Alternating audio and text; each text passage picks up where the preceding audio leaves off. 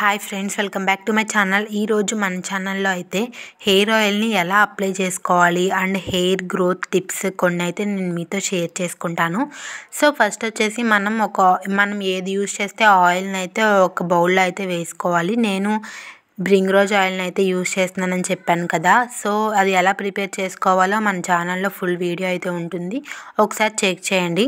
And ఇది వచ్చేసి rosemary oil అనమాట. ఇది మనకి ఫ్లిప్కార్ట్, అమెజాన్లో మనకి అవైలబుల్గా ఉంటుంది. ఇది నేను 2 ఇయర్స్ నుంచి యూజ్ చేస్తున్నాను. దీన్ని జెన్యూన్ రివ్యూ అయితే మీతో షేర్ చేసుకుంటాను. ఇది నాకు 4th బాటిల్ అనమాట. చాలా బాగా యూజ్ అయింది, నా హెయిర్ గ్రోత్కి చాలా హెల్ప్ అయింది.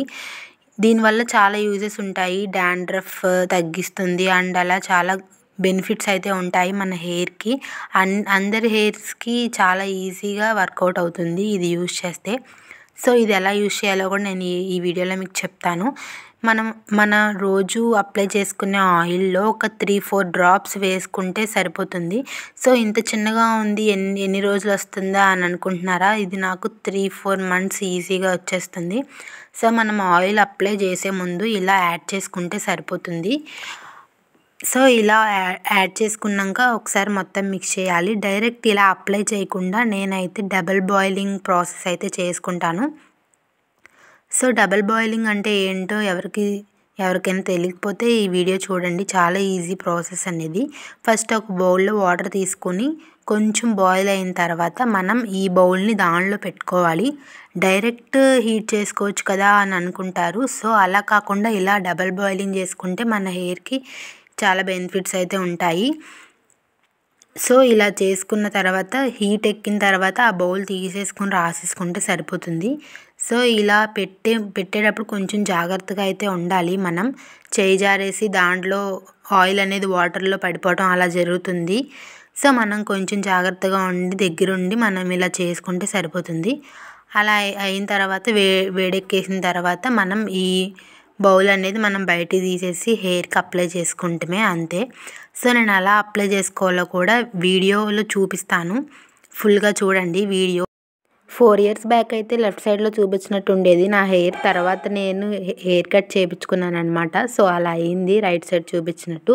ప్రెజెంట్ అయితే మిడిల్లో చూపించినట్టు నా లెంత్ అండ్ వాల్యూమ్ అయితే ఇలా ఉంది. సో హెయిర్ గ్రోత్ అనేది నాకైతే కనిపించింది రోజ్మెరీ ఆయిల్ వాడిన తర్వాత. అండ్ ఇప్పుడున్న పొల్యూషన్లో కూడా హెయిర్ ఫాల్ చాలా అయిపోతుంది కదా అందరికీ. సో కొంచెం సేపు టైం స్పెండ్ చేసి మన హెయిర్కి కూడా ఇలా మంచిగా మసాజ్ చేసుకుంటే చాలా బాగుంటుంది. సో మనకి కొంచెం హెడ్ రిలీఫ్గా కూడా ఉంటుంది.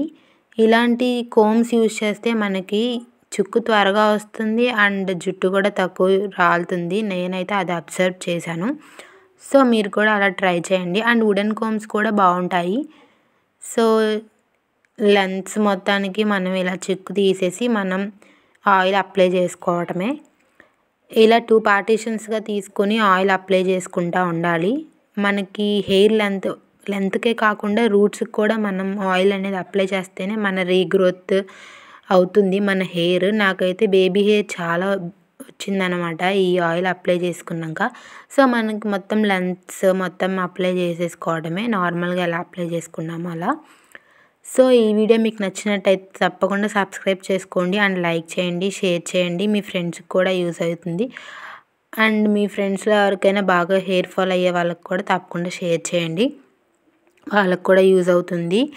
అండ్ ఇది వచ్చేసి ప్లక్కర్ పెట్టకుండా మనకి బన్ ఎలా వేయాలో చాలామందికి తెలియదు అనమాట. నేనైతే ఈ వీడియోలో చూపించాను, చూడండి. అస్సలు కదలదు, చాలా స్ట్రాంగ్గా ఉంటుంది. ఒకసారి మీరు కూడా ట్రై చేయండి.